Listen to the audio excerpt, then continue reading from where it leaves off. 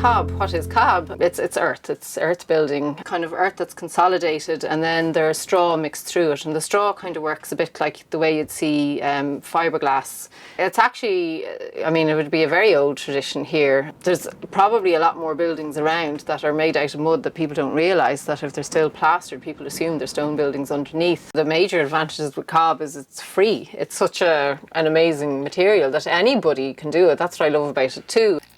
Here we have the material the house is built with. It's made up of the subsoil, which is down below, which is inorganic matter material, and the topsoil is up above. It's mixed in a hole with straw. We'd add a little bit of sand because we had too much clay, and from this material you then get the house. They think we're mad as hatters. It's like, sure, why wouldn't building a mud house? It's like, sure, it'll wash away. You would want to have a lime render on them. You have a bit of stone at the base to stop rain splashing back. You have big eaves over them to try and protect a bit of rain off the wall. What they say is the cob buildings need good boots and a good hat, and you know, if you give that to your building, then it should survive. This wall was done last year, and you can see, or hear, that it's like concrete. It's rock hard now.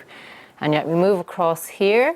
This is some cob that we finished just 2 days ago, so it's still drying out, and it's lovely and wet and kind of really thick. And we had some 3-year-old and 5-year-olds visiting us the other day, and they were asking us what it was, and I told them we were building our house out of chocolate fudge cake, and they were delighted. They believed it. This is kind of what it feels like, but I had to tell them the truth before they actually tried to start eating our walls.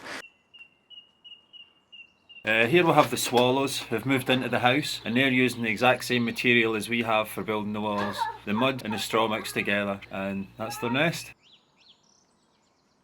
But then getting back to, I suppose, the environmental thing, this concept of embodied energy, that's what's so wonderful about cob. We dug up the soil in the morning, we trampled on it and mixed it. So by lunchtime we actually had our building mix ready, had lunch, and then in the afternoon we would build a wall.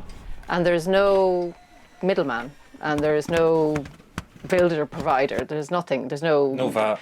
No VAT. That's an amazing thing, you know, it's waste soil under your feet and you can turn it into a building. Squish it a little bit. Big squish. Okay. So that's the big test. Try not to be able to do that part. I still look at myself mixing mud out the garden, building with it and going, is this for real? Am I really actually using mud to build a house? Yeah. It's quite surreal actually.